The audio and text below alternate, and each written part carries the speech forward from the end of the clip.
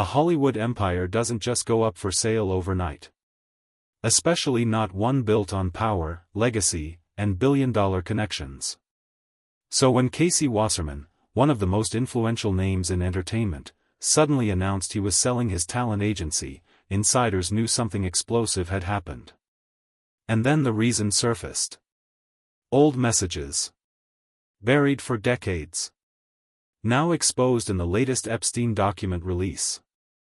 Messages linked to Ghislaine Maxwell. Messages that sparked outrage, client walkouts, and whispers of a deeper scandal. But here's the part that shocked Hollywood the most: this wasn't just about bad optics. It triggered a chain reaction no one saw coming. And what happened next may permanently shift the balance of power in the entertainment industry. It all started with a document drop that sent shockwaves through Washington and Hollywood at the same time. The U.S. Justice Department released another batch of investigative files connected to Jeffrey Epstein, thousands of pages tied to years of scrutiny, sealed testimony, and long-buried communications. Whenever Epstein's name resurfaces, powerful people get nervous. This time was no different.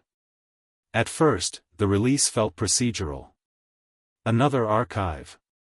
Another wave of scrutiny. But as reporters began combing through the pages, familiar names began to appear. Business leaders. Lawyers. Influential insiders. And then, Casey Wasserman. The Wall Street Journal was the first to highlight the communications linking Wasserman to Ghislaine Maxwell. Within hours, the story jumped from financial desks to entertainment headlines. Social media amplified it instantly. Screenshots spread faster than context. And suddenly, a man known for negotiating stadium tours and Olympic deals was trending for an entirely different reason. It's important to note. The documents did not accuse Wasserman of criminal conduct.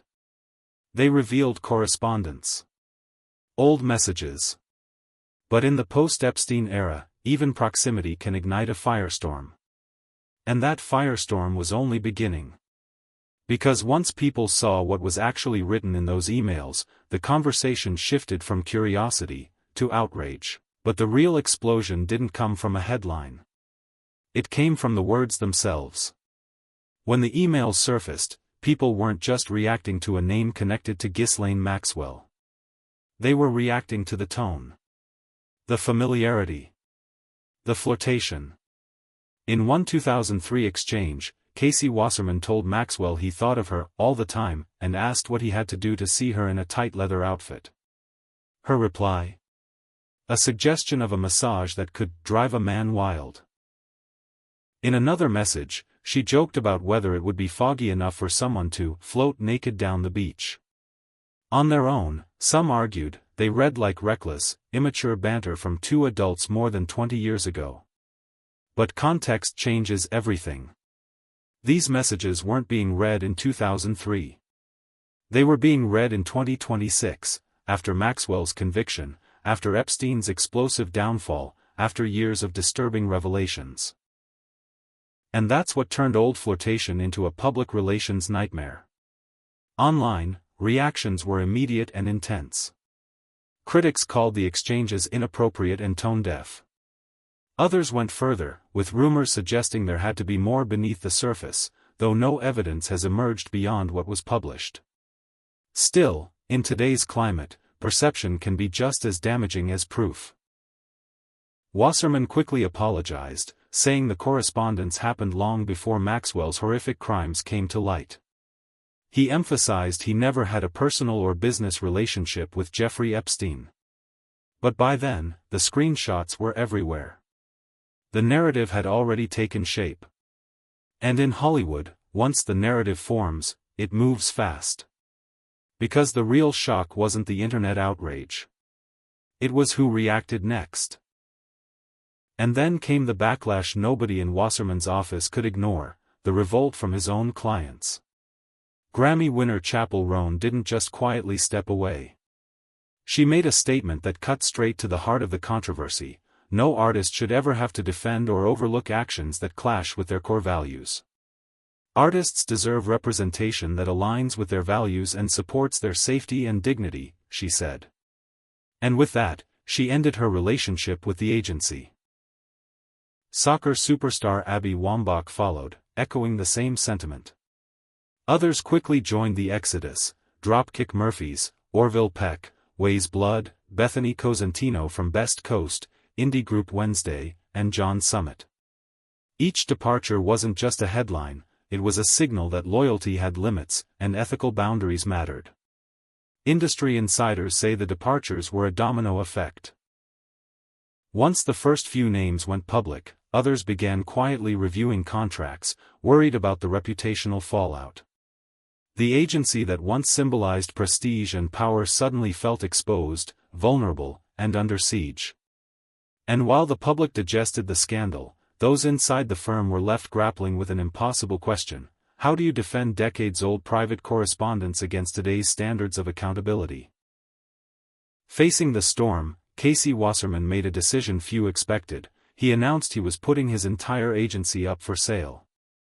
In a message to his staff, he admitted that his past personal mistakes had caused discomfort and distraction. He acknowledged that the empire bearing his name had become a liability, not just to himself, but to the clients and partners who relied on it. "It's not fair to you, and it's not fair to the clients and partners we represent so vigorously and care so deeply about," he said. To keep the business running, he handed day-to-day operations over to company president Mike Watts, while he shifted focus to other pursuits, most notably delivering the 2028 Los Angeles Olympic Games. The sale of his agency wasn't just a business move. It was a dramatic retreat, a recognition that reputation can sometimes outweigh even decades of power and influence. For Hollywood, the announcement was seismic. The grandson of legendary dealmaker Lew Wasserman, a man whose name had once guaranteed access to A-list talent and blockbuster deals, was stepping back entirely. The empire he built, nurtured, and defended for years was suddenly in limbo. A cautionary tale about how one scandal, one email thread, can shake even the most untouchable institutions. But even as his talent empire crumbled, Casey Wasserman wasn't completely sidelined. He remained the chair of the LA 28 Olympic Games Organizing Committee, a role that placed him at the center of one of the world's biggest sporting events. When the documents linking him to Maxwell surfaced, speculation swirled: would he be forced to step down? The answer came in a unanimous vote by the committee: he would stay.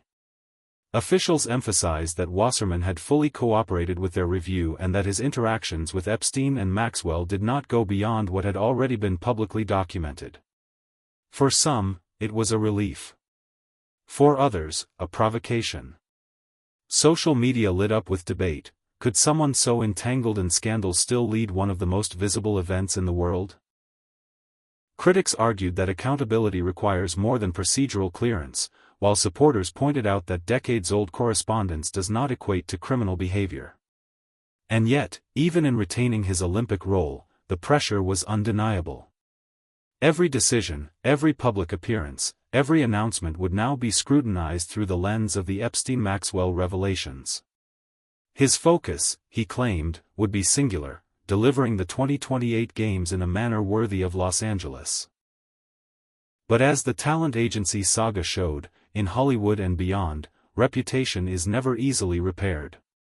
Casey Wasserman's scandal is far from an isolated incident. He joins a long list of powerful figures whose reputations unraveled once their connections to Jeffrey Epstein or Ghislaine Maxwell came to light. Catherine Ruemmler stepped aside from high-profile roles after emails revealed she had described Epstein as an older brother, while downplaying his sex crimes.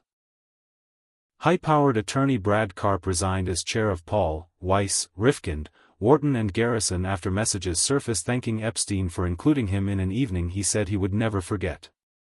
Each revelation reinforces the same pattern. When Epstein's files resurface, reputations tremble. Careers shift. Legacies are questioned.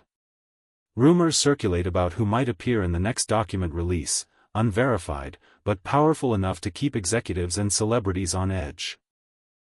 In the end, Casey Wasserman's story is a stark reminder that even the most powerful legacies aren't immune to scandal. The grandson of a Hollywood icon built an empire representing some of the biggest names in entertainment, only to see it shaken by emails that resurfaced decades later.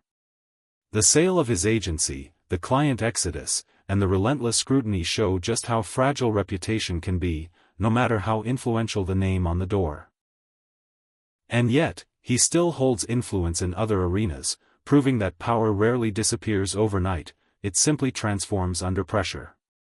For Hollywood and beyond, this is more than one man's crisis. It's a warning about accountability in an era where the past never truly stays buried. The files are open. The scrutiny is ongoing. And the next revelation could be just one document away. The only question now is, who will be next?